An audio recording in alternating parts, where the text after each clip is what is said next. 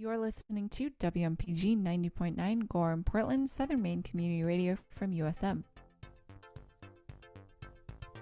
Live from the Orion Cygnus arm of the Milky Way galaxy, this is Scientifically Speaking, a weekly half-hour program devoted to elegant curiosities, and I am one of your hosts, Sarah Chang, and joining me as always is Bernie Rhyme, DJ Starwatcher. How are you, Bernie? Yes, hi Sarah, very good, thank you. Bernie's our professor of the astronomy lab at USM and our local protector of the night skies.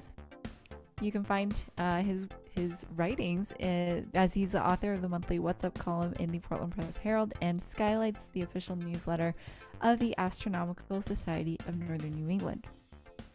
Bernie, could you let our listeners know what's up in the night sky for this coming week? Okay, certainly, yes. So this would be Friday the 15th. So we have a good week coming up. It was just right after new moon was on the 13th. So we'll have a waxing crescent moon. That's the most picturesque part of the phase of the moon that you can see. You can always look for the earth shine on the moon, and then it's going to set just shortly after sunset. So it'll be out of the way and you can see some of the other things. And so hopefully you'll be able to see Jupiter and Saturn, because we're going to lose them in about another week, because they had that great conjunction on the winter solstice. So it's almost a month later now. But they're still up there. They're setting very shortly after sunset. And of course, they're much further apart again. They're several degrees apart. But you can see them. And Mercury will be joining them for another week or so. So you'll see Mercury right near Jupiter and Saturn. You might need a pair of binoculars because they'll be very low in the twilight. And Mercury is not as bright as Jupiter. So you can look for that in the evening.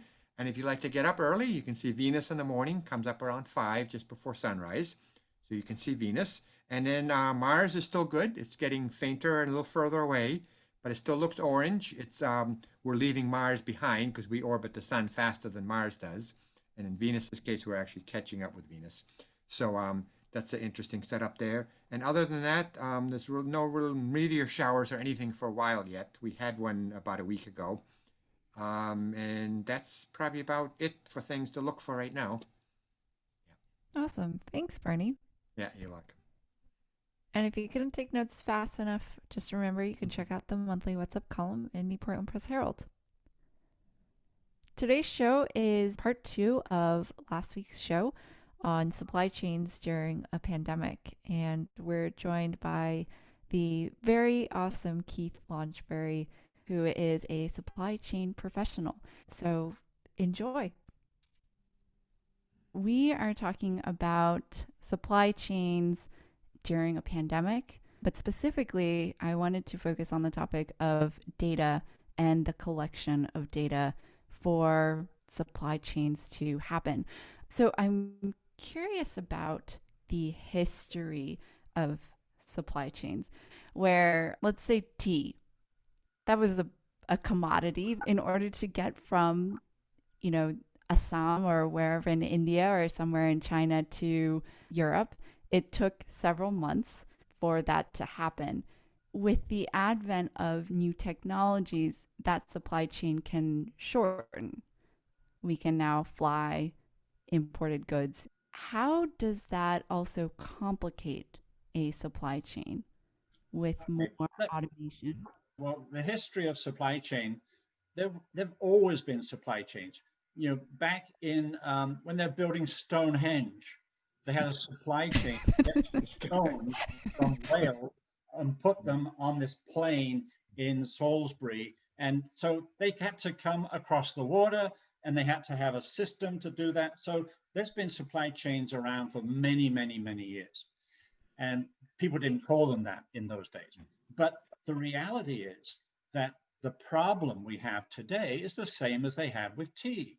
It takes far too long to get product out of India on a slow boat across the Atlantic or across the Indian Ocean. And the problem is 70% of this planet is water.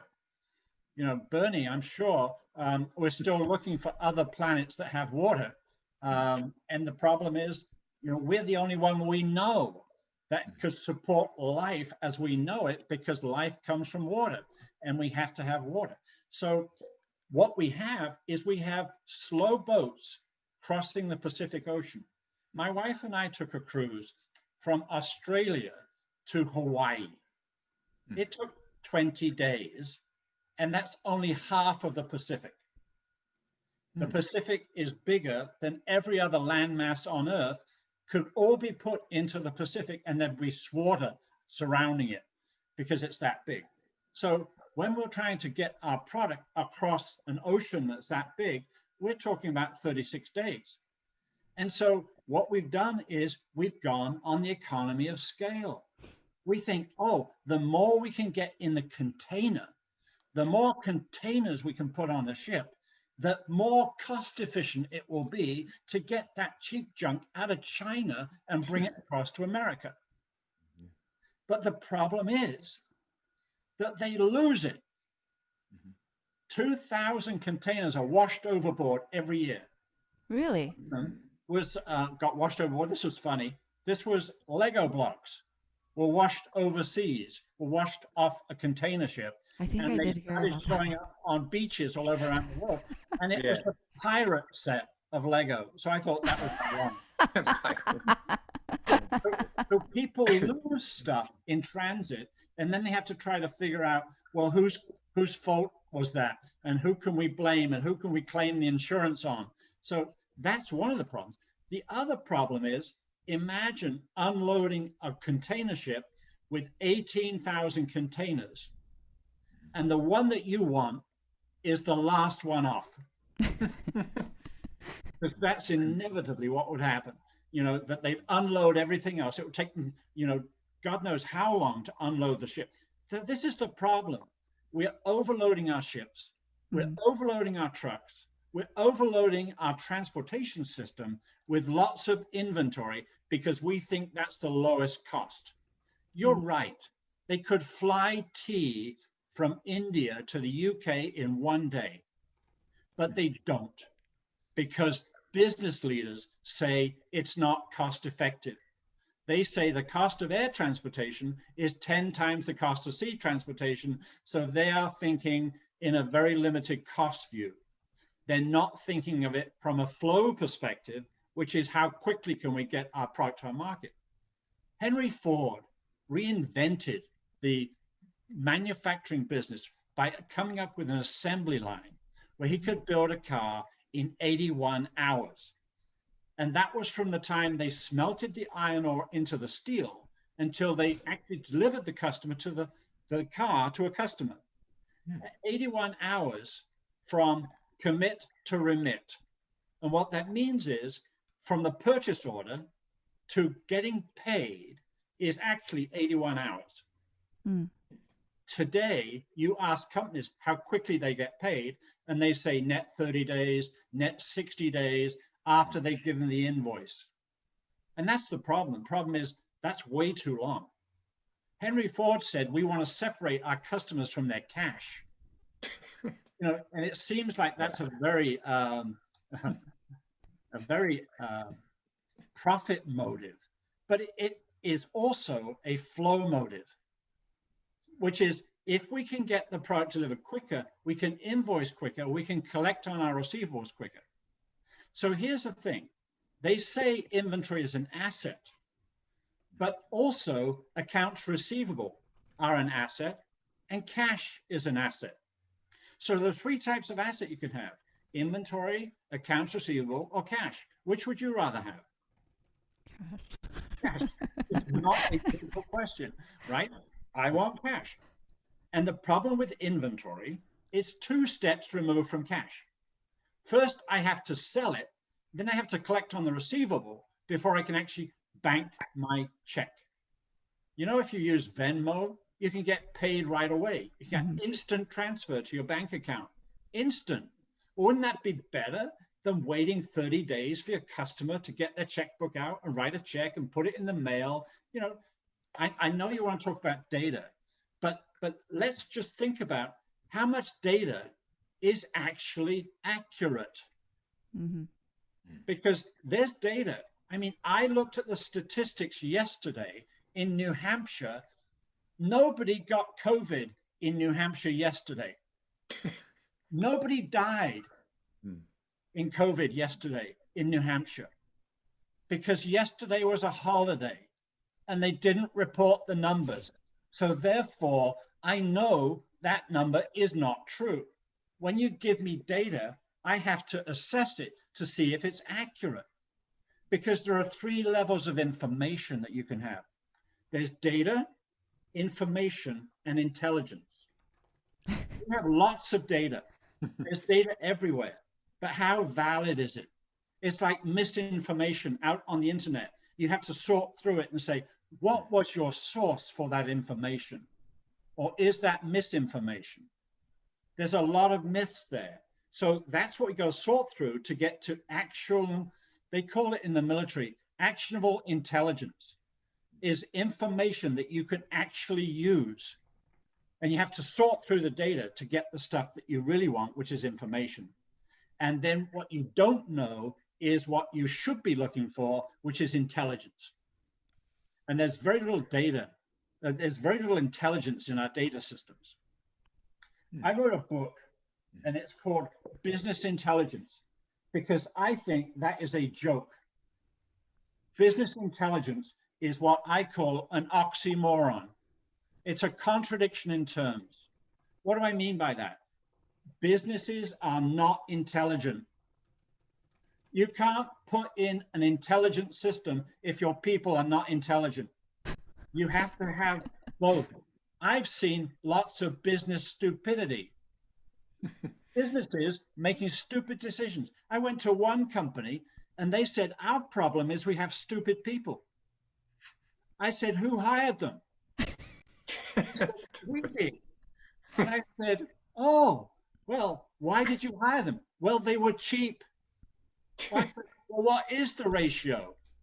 They said, what do you mean the ratio? I said, well, how many stupid people do I need to compensate for one intelligent person? Is it 6-1 or 7-1? I've never figured it out. But are you actually saving any money by employing these stupid people? By the way, I've never met a stupid person. The people that are employed are treated stupidly by some of the management that they have in the companies that they work for, because they're told, don't think when you come to work, don't touch that dial, don't do this, don't do that. They're told what not to do. And that's the problem in a lot of companies. So going back to data, I think it's very important what you mentioned, because that's actually a big debate right now with all the COVID. Like, oh, but are the tests actually accurate, or what are these numbers like? How are you defining data? And yes, data is great, but it's also useless if you don't verify it, or if you don't know what it means, or if you don't know how to interpret it, or if you don't define the right measures to measure against. Let me give you a perfect example. A perfect example of bad data. There was a weather forecast in Florida. When we lived in Florida, we had a weather forecast that a hurricane was coming and it was going to hit Miami and Fort Lauderdale. We lived in Orlando, so we were safe. Okay, so they evacuated 6.5 million people from Miami and Fort Lauderdale, evacuated. They moved up to Central Florida. A lot of them moved to Orlando.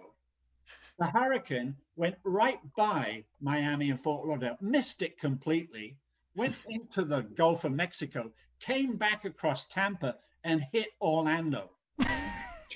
That's good. All They the people brought went 6 million people into the path of an oncoming hurricane because the forecast was wrong. Yep. Good. So, so then going back to the supply chains, let's say non-pandemic world, how do you forecast demand then? You shouldn't be forecasting demand. You should only be looking at actual, real demand in a very short time frame.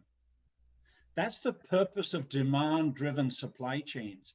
They're not reacting. Here's the problem. The problem is in the old conventional systems that we've been using for 50 years, that they use a program called MRP, Material Requirements Planning. And that says, if I forecast I'm going to sell 10,000 units 10 months from now, that's how many I buy for. If the forecast changes between now and the next 10 months, we're stuck. because we've already ordered some of this stuff. We're going to have over inventory, we're going to have shortages because we purchased based on a sales forecast. That's like moving 6.5 million people on the basis of a weather forecast that doesn't come true. And we get stuck with all that inventory. I know companies, and they've got masses of inventory that they don't need, and they're writing it off. Pharmaceutical companies, biotechnology companies who are writing off $500 million of product every year because they got the forecast wrong. Mm. That cannot be good for business. That cannot be good to make our drugs more affordable when they have to overcharge because of the mistakes they make when they're planning. Mm-hmm. So we've got to find a better way of planning than that. And there is a better way. And of course, I'm sort of plugging a course that I give, which is to become a demand-driven planner. You need to understand how you establish what we call strategic buffers. Strategic buffers are set at a level where we don't have to make it all the way from scratch. We don't have to purchase raw materials from China when we can have finished product available off the shelf in the United States. We can deliver it like Amazon Prime Now within 1 hour. I mean, that's the kind of reality of the world that we're in. Our customers expect instant delivery, and yet our supply chains are stretching all over the world because of low cost. So we're importing stuff from China. And you know what Amazon says? Okay, if it doesn't work, you don't need to send it back. I bought a snowblower this year. And the first time I used it in a snowstorm, the engine seized, the auger wouldn't rotate. It's brand new. I call Amazon. They say, oh, don't send it back because they don't want it back. We'll just give you a full refund. That cannot be a viable business model. You cannot ship junk, okay, and expect people not to use it. I mean, it's defective the first time it's used. I want something reliable. And so I don't want to wait while you ship it halfway around the world. You know, I want a product off the shelf now because I got a snowstorm I got to deal with this morning. I had a snowstorm I got to deal with. So I can't wait while they ship another one from China. If the Amazon model doesn't work because their product is not right, but then the apparently Sears model, for example, also doesn't work because they went out of business, what's the model that works? Well, okay, they have to have a different model. What we need is not, and I'll tell you the difference between the Amazon model and the Sears model. The Sears model was central planning. People in Chicago made the decision about how many snowblowers they need in California. It's insane. They don't need snowblowers in California, but Chicago is making that decision. Amazon say the customer makes the decision and the customer drives the supply chain. So one is a push system, and that's the Sears model, and the push system doesn't work. Amazon used the pull system, and so the pull system is better than the push system. But a system that's better than both is a demand-driven strategic model. And we call that a complex adaptive system called the demand-driven adaptive enterprise. And that's what companies need to become, a demand-driven adaptive enterprise. How much data do you need for something like that? We need data, of course. And the nice thing is that we have now got artificial intelligence, we've got 3D programs, we've got 3D manufacturing. You know, on ships that go out with the United States Navy, they ship a 3D printer now. So that way they don't have to buy stuff when they're on the high seas. They can make their own spare parts that they need for their engines, for their ships.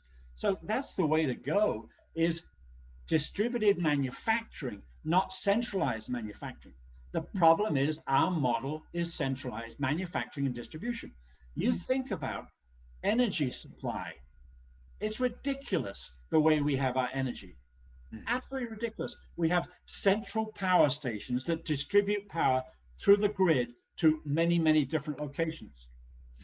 The same thing with communication systems. You saw what happened in Nashville. This guy sets off a bomb outside an AT&T communication center. The entire Southeast communication network goes down. That wouldn't happen if it was a distributed network. If it was more re, resilient. You Mm. have redundancy building. You have a backup plan. You can't just have all your data in one place and then, oh, you know what? I don't have a backup. And how many people have told me that their laptop just crashed and they've lost all their data? I have no sympathy for them, because they could have backed it up, but they didn't. And that's what we need to do. You think about how vulnerable this country is in terms of attack on power stations, hydroelectric dams. I mean, I shouldn't be telling people, that people are going to be listening to this and say, Well, I know, but it is vulnerable. It is not protected. And what Mm. we should have is we should have, and Bernie will like this, mhm, distributed wind power and solar power in every home in America. mm, So every home could generate their own power instead of being relying on a grid that is inevitably as good as its weakest link. One of the problems we have with supply chain is the analogy is bad. Mm. The analogy is that a chain is as good as its weakest link, and if the weakest link breaks, the mm. whole thing falls apart. Well, that's not true in a distributed network because you have redundancy and you have the ability to transfer data packets from one node to another node. So that's what we need to be doing with energy, with communications, with everything. The charity that your wife runs, for example, is there anything from the shifts that you guys have made that will now be permanent Oh, moving yeah. forward? Yes, absolutely. We don't know how many people are going to go back to school.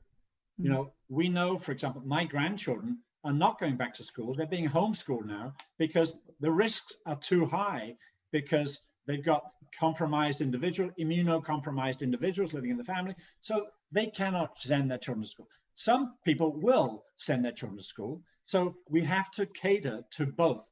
And so we have to have the homeschool market, we have to have the school market, and have to have the hybrid market. So yeah, that has to be permanent. With the registration system that we invented is not going away. It has to stay. Yeah. There's one story I heard because bowling alleys are closed. So someone invented a bowling alley in a bus that they can now bring up to other places like for parties and things, and they're going to keep going with this model once the regular bowling alleys open. I was wondering how it might apply to some other businesses to become more adaptive and resilient. Like, but just one example, I'm sure there's lots of things restaurants can do other than just outside dining and so on. That'll be creative and maybe they can keep going with. Absolutely. One thing has been very clear is some businesses have done remarkably well because of this pandemic. Anybody who was technologically advanced, like Zoom, for example, who would have thought that everybody would be doing everything by Zoom? Right. We had doom, gloom, and now Zoom, and that's what's happened in our world. And so some companies have been very successful.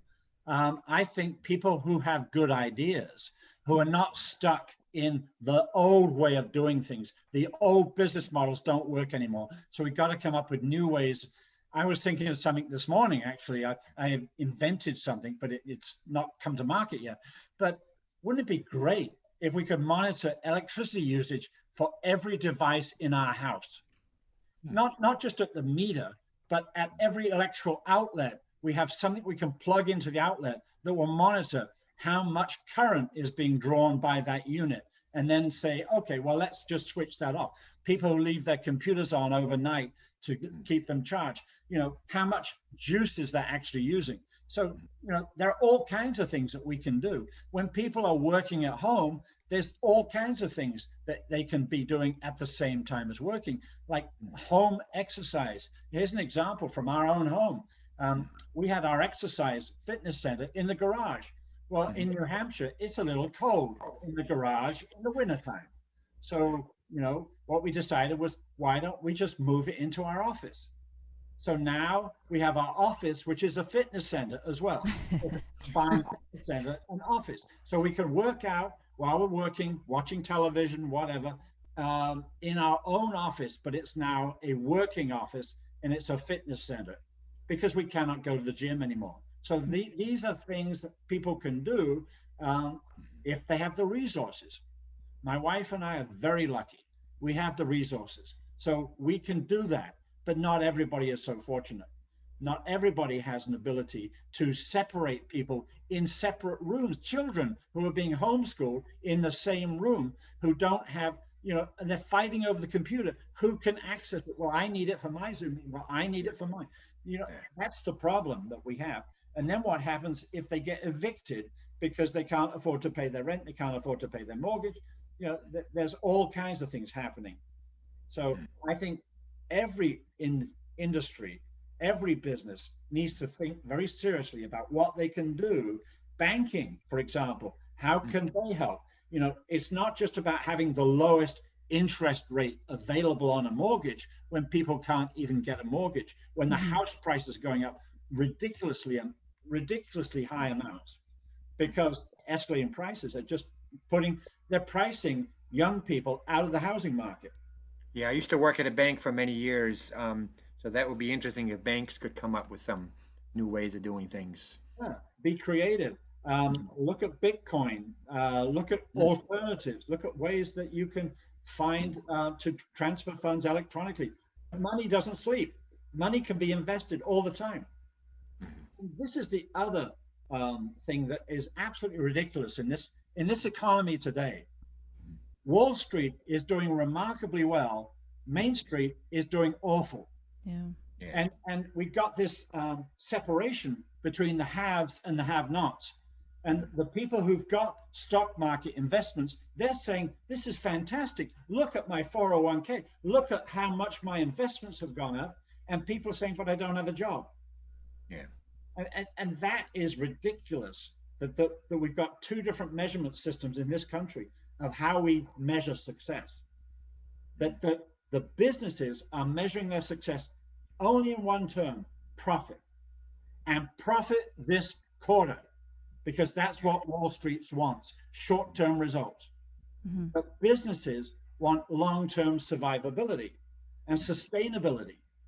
But yet they're being pushed by Wall Street to make return on investment within a very short time frame. So how big is the new thing, the triple bottom line? Is that catching on in business? People, profit, and planet? No, Not no, really. I wish it was. But the problem is Wall Street don't care about the planet. Wall Street don't care about people. In fact, if you lay people off, your stock valuation goes up. Because people think, well, people are an expense. They're not an asset. The building is an asset. The inventory is an asset, but people are a period expense. And if you can cut overhead, you can cut people, then your bottom line will improve. Not if you don't have a business, because businesses need people to survive. Right. And that's what's the mistake. We don't call them human assets. We call them human resources. And that's another problem that we have.